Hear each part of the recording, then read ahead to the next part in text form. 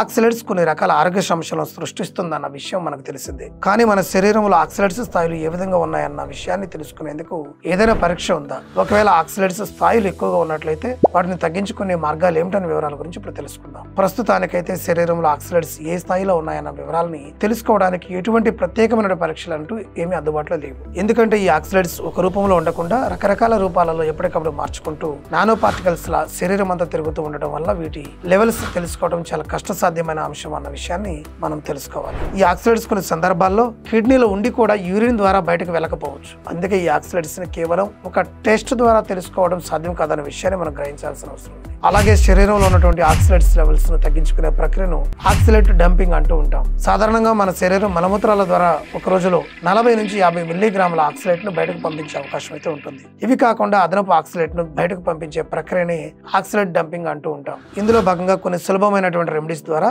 మనం ఆక్సలేట్ స్థాయిలను తగ్గించుకునే అవకాశం అయితే ఉంటుంది. ఉదాహరణకు మన ఆహారంలో రోజుకు 50 మిల్లీగ్రాముల కంటే ఎక్కువగా ఆక్సలేట్ ని తీసుకోకుండా జాగ్రత్త పడాల్సిన అవసరం అయితే ఉంది. విటమిన్లతో కలిపి ఆక్సలేట్ ని తీసుకోవడం తగ్గించుకుంటే చాలా ప్రయోజనకరంగా ఉంటుంది. అలాగే సి విటమిన్, B6 విటమిన్ వంటి వాటిని ఆహారాలతో పాటు తీసుకోవడం వలన కూడా ఆక్సలేట్స్ స్థాయిలను సులువుగా తగ్గించుకునే అవకాశం అయితే ఉంటుంది. సి విటమిన్ కోసం నిమ్మరసం తీసుకోవడం మంచిది. B6 విటమిన్ కోసం పాల ఉత్పత్తులు, గింజలు, పండ్లను తీసుకోవడం మంచిది. అంతేకాదు B6 విటమిన్ అనేది బి కాంప్లెక్స్ సప్లిమెంటరీ ద్వారా కూడా అందుతూ ఉంటుంది. మన గట్లో ఉండేటువంటి బ్యాక్టీరియాలో ఆక్సలేట్ రిడక్షన్ బ్యాక్టీరియా అనే ఒక ప్రత్యేకమైన బ్యాక్టీరియా ఉంటుంది. దీనికి మన శరీరంలోని ఆక్సలేట్ ను విచ్ఛిన్నం చేసే సామర్థ్యం ఉంటుంది. ఆక్సలోబాక్టమ్ ఫార్మిజిన్స్, లాక్టోబాసిల్లస్, పెఫిడో బ్యాక్టీరియం వంటివి కొన్ని ముఖ్యమైన ఆక్సలేట్లుగా మనం చెప్పుకోవచ్చు. ఈ బ్యాక్టీరియా ప్రోబాక్టీరియా ఫుడ్స్ అట్లానే డైటరీ ఫైబర్ ను డైట్ లో భాగంగా చేసుకోవడం వలన కూడా ఆక్సలేట్ డంపింగ్ కు ఇవి అద్భుతంగా సహాయపడుతూ ఉంటాయి. వీటితో పాటు ఎక్కువగా నీళ్లు తాగడం వలన కూడా ఆక్సలేట్ శరీరం నుంచి బయటకు